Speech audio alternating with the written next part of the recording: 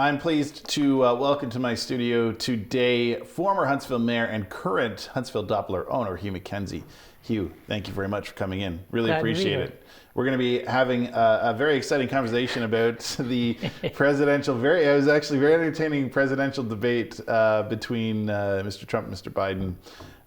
Unfortunately, the reason I was going to bring you in after the one that was supposed to come up tomorrow. Unfortunately, that's not happening this week. But we are going to take a look back at this first and very, I think it's going to be a historic, one for the books at least, debate that happened between these two men. So Hugh, I just want to start out, what are your initial thoughts on what happened in that debate? Because it was very hostile, I guess would be the right term for that.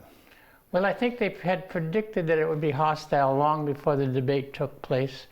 I think by now, certainly most people who are really observers of political scenes, especially Canadian or American political scenes, have seen enough of Donald Trump to know the basics of his character. And one of them is that he likes to punch first, ask questions afterwards, and that he doesn't like to be seen to be either weak or losing. And we've seen all three of those characteristics in the past couple of weeks, partly in the debate that took place a couple of weeks ago, and partly in his attitude towards the COVID-19 assessment that they had, that he was positive. So in one way, there are no surprises there. In another way, it showed that he's probably a little frightened about losing. And one thing I do want to touch down on, one thing that really stood out, I think, to many media outlets and obviously to myself, was the comment about the Proud Boys, the white supremacist group. And he was asked by both the moderator and Biden to tell them to stand down. He kind of sidestepped that by saying stand by. So what are your thoughts on that? Well, he said both. He said stand down and stand by. And I guess my thoughts are twofold. Number one, that he did not want to put himself in a position where he was alienating himself with a group of disgusting people, frankly, but people that supported him. And secondly, I'm guessing he didn't think about the standby comment too hard. I think it came out because he was trying to say, I don't want to alienate these people. Yes. I honestly don't think he was saying, let's go to war, boys. But that was the effect of what he said, and that's the most important thing. Especially when you look at what happened in Michigan in the last 7 days, where people from these kind of groups were actually plotting to take over local governments. And abduct the senator, or was it the senator? The one we know about most vividly is the governor of Michigan. Governor, yes. But there was a governor of another state, and I'm not just sure which one it was now, that the FBI has subsequently found there was a plan there as well. So I want to touch down on that quickly, because you just mentioned it too. He's afraid of losing. And this is the conversation that's really happening right now is he going to go quietly if he does, and likely will lose this election? Will he go quietly, or is he sort of in the background possibly amassing this sort of militia group that may fight on his behalf? It's hard to tell.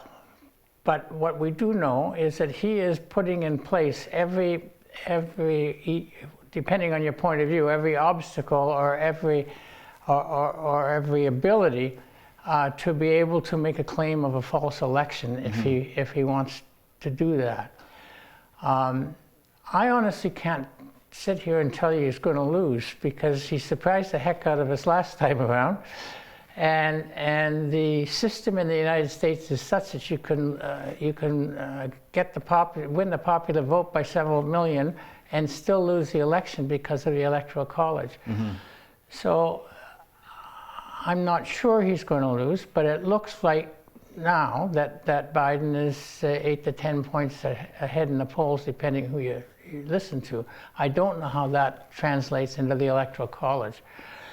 If it's a really clear victory, then I believe that wiser heads in the Trump administration will let him do his ranting, but at the end of the day, he will leave. If it's not clear, I think he'll use every means at his disposal, including now pretty packed Supreme Court, to do everything he can to stay in office. This man does not like to lose. No. So I know that you actually do have a personal experience with Mr. Trump before he was president. You had a little bit of a run-in with him. So I'm curious to hear, Hugh, about that experience and what happened. Well, first of all, I never actually had a run-in with him. Okay. It was 20-odd years ago. Yeah. He was a client of the firm I was chairman of at the time called Enterprise Canada.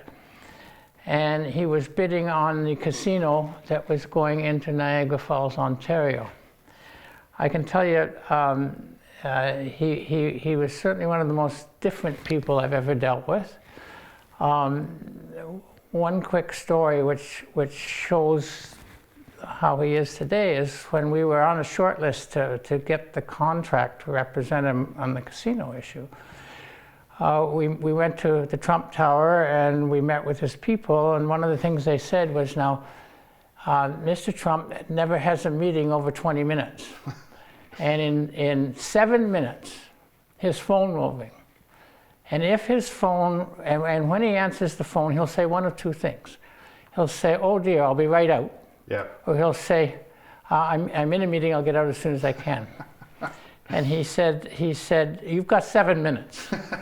So the phone did ring. Now, I didn't time it, but it was early in the, and we managed to stay for 20 minutes, but that was it. He has a very short attention span. Yeah. And he has a very large ego.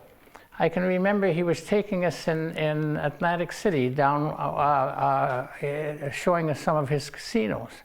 And there's this one casino where the escalator went down 3 floors without stopping. Yep.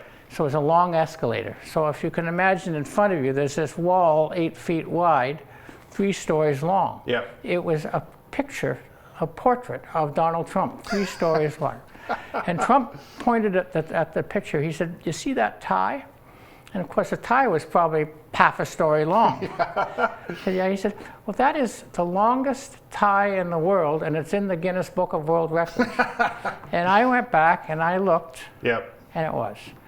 And the one thing I will say through that association is, while it was not unpleasant, it was very revealing and very difficult, because we saw then what everybody sees now, is that he believes totally in conspiracy theories. If he's not winning, somebody's doing something to him. Yep. And that was our experience at the time, and that's what you see now. He cannot lose.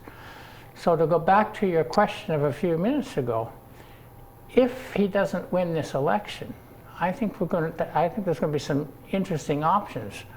One might be that he gets quite sick between the end of the election and Inauguration Day, and leaves before a new president comes in, so that the vice president can do some business as a short-term president in relation to pardoning him for certain things. Yeah.